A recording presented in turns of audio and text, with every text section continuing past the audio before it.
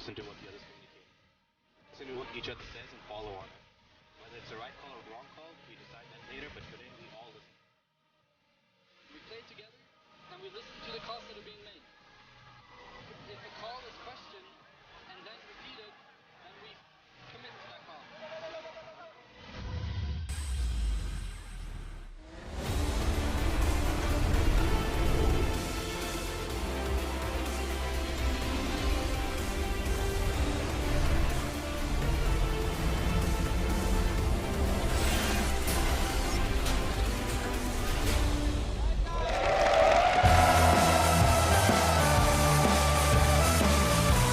Hello, esports fans, and welcome to the EU LCS studios. We're coming to you live from Berlin as our first week of cross-group play continues. The fans are hyped, and so are we, as we're going to prepare for a Friday night full of European League of Legends goodness. Good evening, everybody. I'm Devin Pyrotechnics Young, here to get you guys up to speed on yesterday's results and bring you some news you've all been waiting for.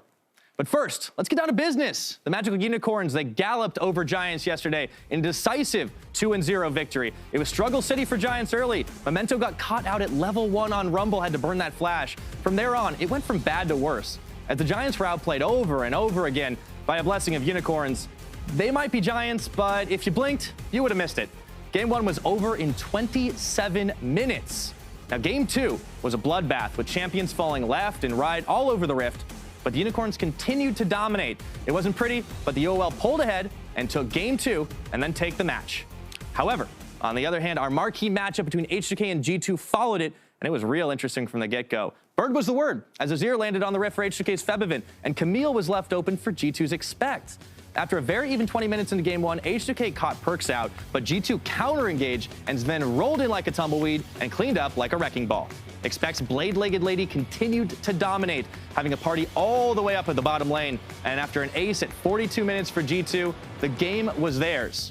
Now, Game 2 saw H2K fighting back. At 27 minutes, they actually managed to get inside of G2's base, and we had a tied series on our hands. The deciding game was a real close one, though. A struggle back and forth from early to mid-game, and finally, at 44 minutes, G2 closed it out with an ace and the victory, and with the Nexus shattered, so were H2K's hopes and dreams as G2 took the match 2-1. Now, after yesterday's games, the leaders of Groups A and B surged ahead. Look at those 5 and 0s on the board. G2, they're sitting pretty at the top of Group A, and H2K, they're holding on to second place in Group B for now. But Splice is playing first against Misfits, so that may not last for very long. Later on, we have a very close one on our hands when Group A's Fnatic takes on Group B's Vitality in a best-of-3 you won't want to miss. However, though, we are well on our way through the spring split here in Berlin, which means playoffs are getting closer, and the finals are just around the corner.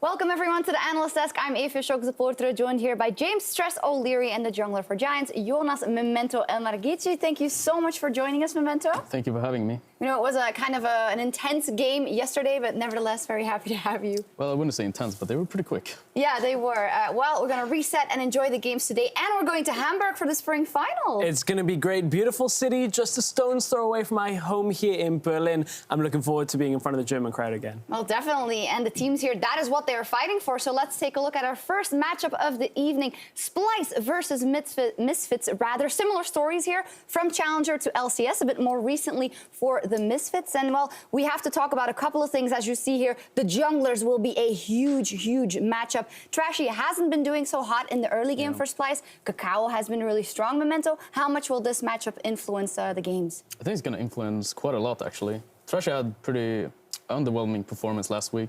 But I think, honestly, he just had a bad week, which we can all have. And I think if he doesn't step up, it's going to be a really hard game for them. And it was interesting, we were discussing before the show backstage about how maybe respect played into this. And Memento, you kind of had opinions that Trashy looked to be not respecting Xerxes last week? I think that's a common mistake to do when you face a rookie. You think that he's a rookie, what can he do, you know? So he just like, what Trashy did, he was playing Kha'Zix and he was quite low. He was like 70%. And he just like face checks the river and Xerxes standing there. And he dies. like that. And then the Exile gets double buff, and the game just got a lot harder. Well, everybody seems to underestimate unicorns, and a former unicorn that's getting some of the respect back is Power of Evil from that mid lane role. He's been looking really strong, considering his time on Origin didn't look so great. Power of Evil, he's back, really dominating games, back with a bigger champion pool as well. He really seems like in such a good place, and he and his manager has talked about how it's because he's fitting in with the lineup more. He seems more confident. Yeah, I mean, he played like a man possessed on Corki last week as they went up against Fnatic. Well, what have you thought of his evolution so far? I think it's really good, actually. I think he's become like 5 times better than he was before. Maybe he wasn't as comfortable on OG, but right now he looks absolutely amazing. I also heard you had a solo queue story to share about Power of Evil. Yeah, this guy, like Power of Evil, I don't want to face this guy in solo queue. Like this guy, he picks Syndra in solo queue, and he just like takes all your buffs when you're jungling. Like, he goes to your red buff and he just like steals it and gives it to his own enemy, like your own jungler. And like he's playing 2 roles at the same time. He's playing jungle and mid lane, and he's destroying both. And it's translating more onto the Rift now than ever. It is, and a lot of that is the improvements that they've made as a team. We know they're good individual players. That's what everybody was talking about with the Misfits coming into this split.